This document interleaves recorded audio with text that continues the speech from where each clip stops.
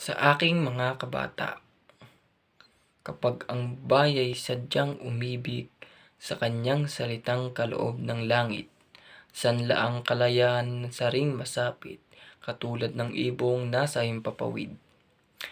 Pagkat ang salita'y isang kahatulan, sa bayan, sa nayon, mga kaharian, at ang isang tao'y katulad kabagay ng alinmang likha noong kalayaan.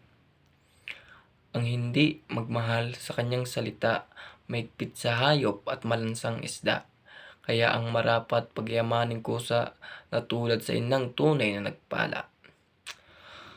Ang wikang Tagalog tulad din sa Latin, sa Ingles, Kastila at salitang Anghel, sapagkat ang poong maalam tumingin ang siyang naggawad at nagbigay sa atin.